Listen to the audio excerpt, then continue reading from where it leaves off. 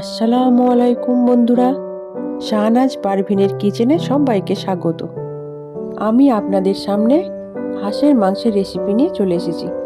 যারা হাঁসের মাংস খেতে পছন্দ করেন না তারা হাঁসের মাংস এইভাবে রান্না করে দেখুন, দেখবেন খেতে খুব মজা হবে। তার জন্য কড়াইয়ে সরিষার তেল দিলাম, তারপর কুচনো পেঁয়াজগুলোকে গোল্ডেন ব্রাউন করে ভেজে নিতে হবে। একটু ঘন ঘন সেগুলোকে নাড়াচাড়া করে ভেজে নিতে হবে। পেঁয়াজগুলো ভাজা হয়ে গেলে দুটো তেজপাতা, পরিমাণ মতো রসুনের কোয়া, আদা বাটা, মশলাগুলোকে একটু ভালো করে কষিয়ে নিতে হবে যাতে কাঁচা গন্ধটা না থাকে।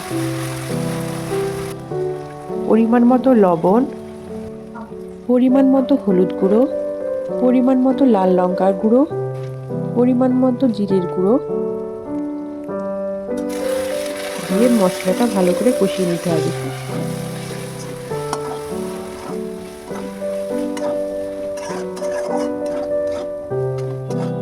মশলাটা কষানো হয়ে গিয়েছে, এবার হাঁসের মাংসটা দিয়ে দেব।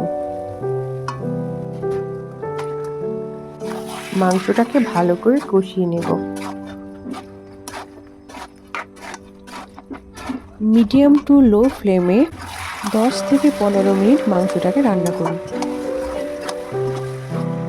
মাংসটা কষানো হলে হাঁসের চর্বিটা এবার দিয়ে দেব। হাঁসের চর্বিটা প্রথমে দিয়ে দিলে চর্বিটা গলে যাওয়ার সম্ভাবনা বেশি থাকে, তার জন্য আমরা মাংসটা কষানোর পরে দেব। দেখুন মাংসটা কষানো হয়ে গিয়েছে, কি সুন্দর দেখতে হয়েছে বলুন। চর্বিটা দিয়ে আবার কিছুক্ষণ কষিয়ে নিতে হবে।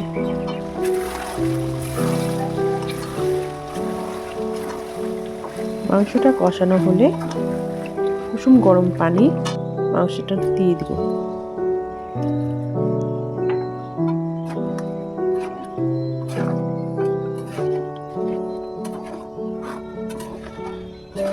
মাংসটাকে বেশ কিছুক্ষণ সেদ্ধ হতে দেব। মাংসটা সেদ্ধ হয়ে আসলে নামানোর আগে সামান্য গরম মশলা গুঁড়ো ছড়িয়ে দেব।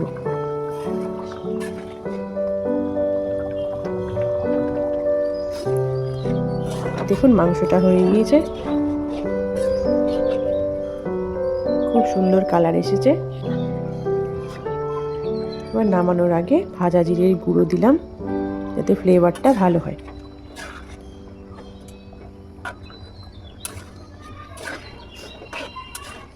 মাংসটা হয়ে গিয়েছে, এবার নামিয়ে নেব। নামিয়ে নিয়ে পরিবেশন করব চালের রুটি আর হাঁসের মাংস। ভিডিওটি ভালো লাগলে সাবস্ক্রাইব করতে ভুলবেন না।